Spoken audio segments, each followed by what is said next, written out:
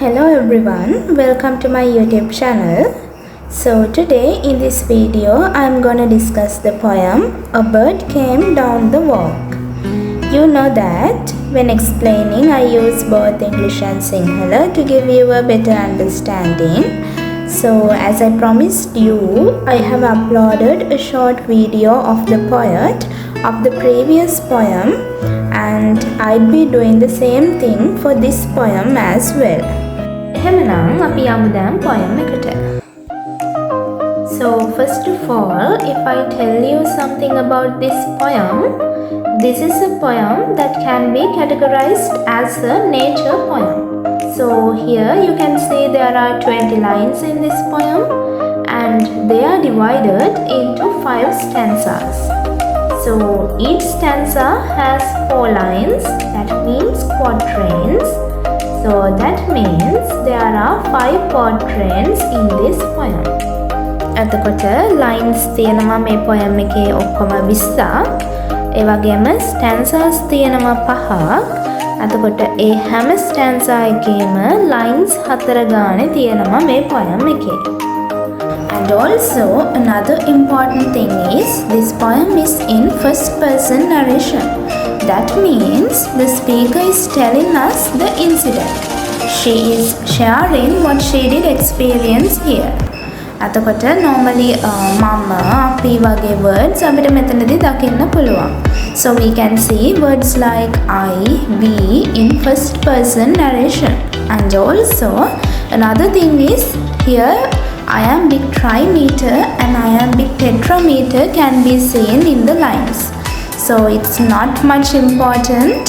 That means there are some units in poetry called iambic units. So here this poem has been written in iambic trimeter and iambic tetrameter. So now here you can see this is the first line of the poem. A bird came down the walk.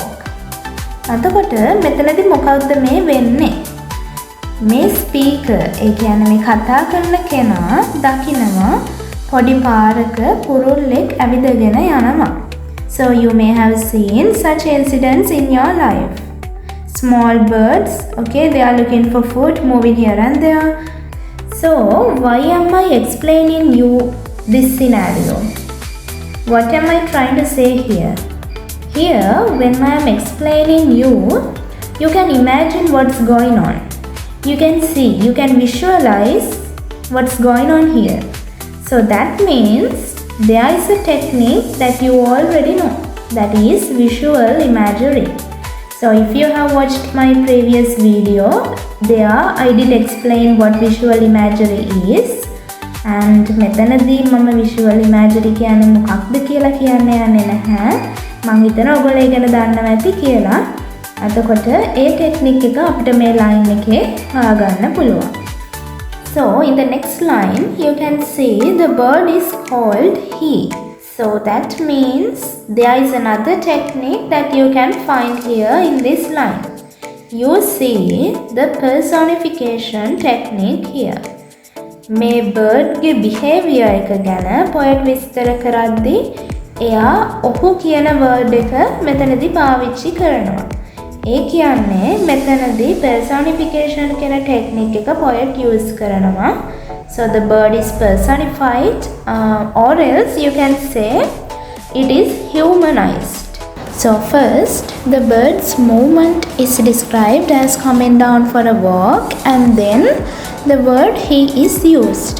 So that means the speaker is trying to give some human traits to this bird here.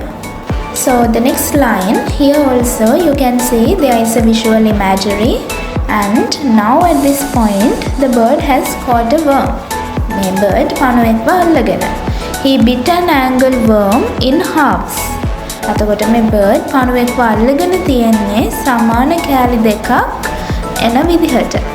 එතකොට මම මෙතනදී word by word explain කරන්න යන්නේ නැහැ. ඒ වෙනුවට video එකේ අන්තිම හරියේ difficult words වල meanings මම දාලා තියෙනවා. So it's better if you could note it down somewhere and study them, because when speaking in English, when writing, it's very important to know the difficult words. So it's better if you could note it down. So here half means two parts. ඒ කියන්නේ සමාන කොටස් දෙකක්. භාගේ භාගේ. And moving on to the next line. And ate the fellow raw. එතකොට මොකද්ද මේ bird කරන්නේ? අර අල්ලගන්න පණුවව මෙයා අමුවෙන් කනවා. එතකොට raw කියලා අපි කියන්නේ අමුවෙන් කියන අදහස. That means without cooking. So here the angleworm becomes the prey of this bird. So here the bird is the predator. එතකොට මේ පණුව තමයි ගොදුර වෙන්නේ. prey එක වෙන්නේ. එතකොට එයාව කන්නේ bird. So that means bird is the predator here. So such incidents and such things can be seen in the society. That means not only in the animal world, but also among the human beings we can see such things. And here you can see that the theme of nature has very clearly been expressed through this line. And in addition to that, through this stanza, the poet tries to show one more thing. That is, you know that early man, they used to hunt for food and live in an uncivilized manner, similar to this bird, who eats a worm raw without cooking. But at present, even though we are more civilized and get our meals at a dining table, we do eat meat. That means both the man and the bird, both of us, we do eat meat. But humans do it using a fork and spoon, which is more disgusting than a bird who eats a worm. So that is what the poet tries to say through these lines. ඒ කියන්නේ animals ලයි අපි අතරයි ලොකු වෙනසක් නැහැ. එයාලා meet කනවා වගේම අපිත් meet කනවා. හැබැයි මිනිස්සු කන්නේ ඊට වඩා දියුණු විදිහකට. ඒත් අන්තිමට දෙගොල්ලම කරන්නේ එකම දෙයක්. So here you can see the juxtaposition technique. So this technique can be seen when keeping two contrasting things or else two similar things in order to highlight the differences or to show the similarities in order to create a very deep meaning or else to give the reader something with a deep meaning. එතකොට ගොඩක් සමාන හරි එකිනෙකට ගොඩක් වෙනස් දෙකක් හරි අපි අරගෙන ඒ ගැන කතා කරනවා නම් මොන හරි දෙයක් ගොඩක් highlight කරන්න ඒ ටෙක්නික් එකට අපි කියනවා juxtaposition technique එක කියලා. So moving on to the second stanza, you can see, and then he drank a dew from a convenient grass. So here dew කියන්නේ පිනි බින්දු වලට. එතකොට මේ bird එයාගේ කෑම එක අරගෙන ඊළඟට මොකද්ද කරන්නේ? එයා වතුර බොනවා. එයා වතුර බොන්නේ අර තනකොළ ගහක් උඩ තියෙන පිනි බින්දුවකින්. So first it had its meal, and we know after a meal the next immediate need is water. So here this bird drinks a dew from a convenient grass. එතකොට convenient කියන්නේ මොකක්ද? Convenient means easy. ඒ කියන්නේ ලේසියෙන් තනකොළ ගහක පිනි බින්දුවක් බොනවා. So here you must understand that the poet tries to show the reader how things in the nature are linked with each other and how they are interdependent. That means we depend on each other, and also how the nature has simplified the lives. It provides everything in a convenient manner. එතකොට මෙතනදී poet පෙන්වන්න උත්සාහ කරන්නේ මේ හැමදේම එකිනෙකට link වෙලා තියෙන විදිහ. ඒ කියන්නේ සම්බන්ධ වෙලා තියෙන විදිහ. සහ ඒ දේවල් එකිනෙක මත රඳා පවතින විදිහ. So you may have learned such things especially in science about food webs and food chains. ඊට අමතරව poet පෙන්වන්න හදන තව දෙයක් තමයි මේ සබහදහම ජීවීන්ට ජීවත් වෙන්න ඕනි දේවල් ඒ අවශ්‍යතා ලේසියෙන් ඉටු කරලා දෙන විදිහ. So in addition to that, you know, early humans did drink water from natural water bodies. But now at present they use glasses to do so. So this poet might have used the word grass purposely in order to show how the action of the bird and the actions of the humans are the same. දෙගොල්ලොන්ගෙම සමානකමක් පෙන්වන්න poet එහෙම උත්සාහ කරා වෙන්නත් පුළුවන්. The next lines you can see, and then hopped sidewise to the wall to let a beetle pass. So first he had his meal and then drank water, and now there is an easy prey for this bird, but he neglects it. So even though he can access easily and food is abundant, he doesn't overconsume it, and he seems to respect others' right of living. අදකොට මේ බර්ඩ්ට ලේසියෙන්ම කෑමක් හම්බුණත් එයා කාලා ඉවර කරාට පස්සේ එයාට ඒකෙන් වැඩක් නැහැ. ඊට අමතරව අපිට කියන්න පුළුවන් එයා අනිත් අයට ජීවත් වෙන්න තියෙන අයිතියට ගරු කරනවා කියලා. So this is an eye-opener because we as human beings consume things beyond necessity. But the bird leaves the beetle as it has already got its meal.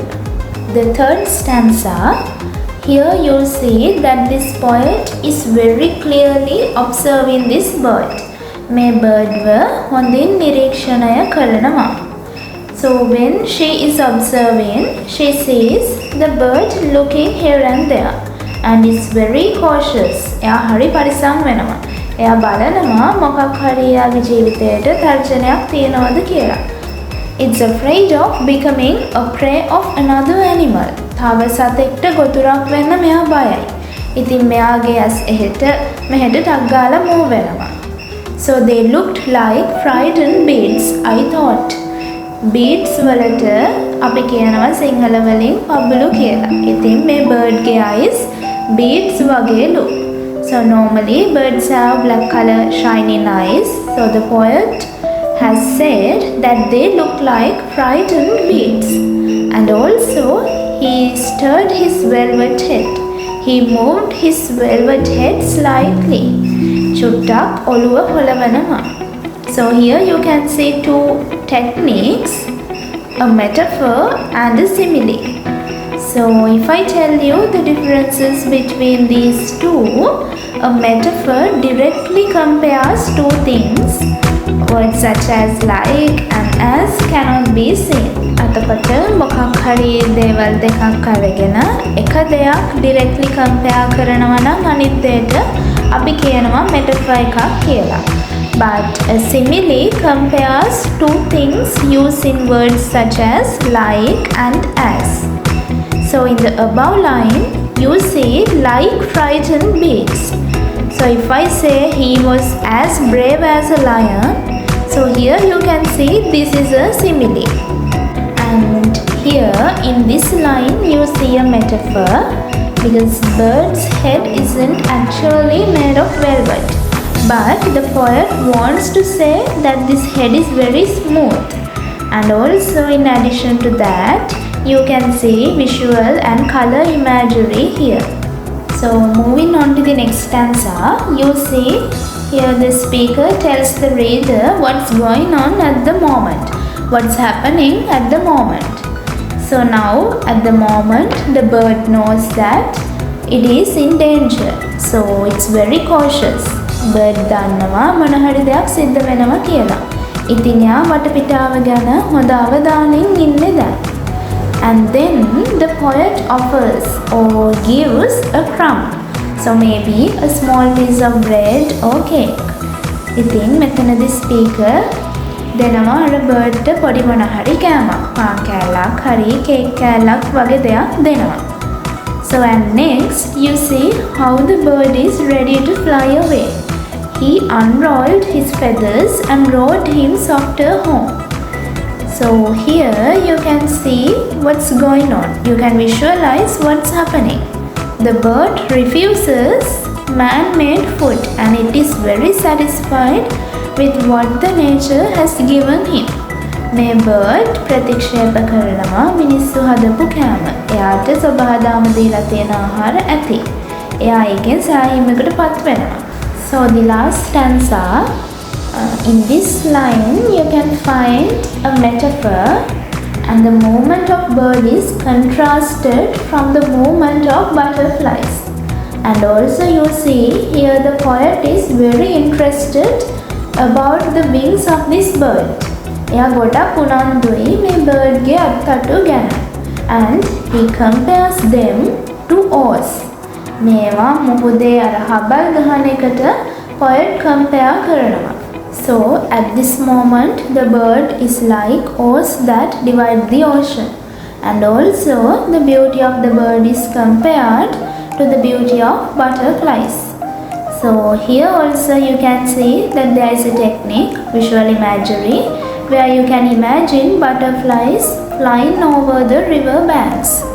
And finally, these are the themes of the poem: beauty of the nature, connection of humans with the nature, and also self-consciousness. So here you see that there is a deep meaning when analyzing the poem. But at first we think that this poem is just a poem written about a bird. ඉතින් ඔයාලට තේරෙන්න ඕනේ නිකන් title එකෙන් මේ poem එක අපිට ජජ් කරන්න බෑ. අර අපි හිතන්න අමාරුයි ටයිටල් එකෙන් poem එකේ මොන වගේ දෙයක් ගැනද කතා කරන්න කියලා. So finally we must understand that as human beings we must not interfere with the natural order. We should not interfere with the nature. So that's the end of the video, and at the end I have given you the meanings of the difficult words. So if you haven't subscribed the channel, please subscribe and remember to leave a comment about the video because your comments are very important for me. So finally, good luck everyone and thank you for watching the video.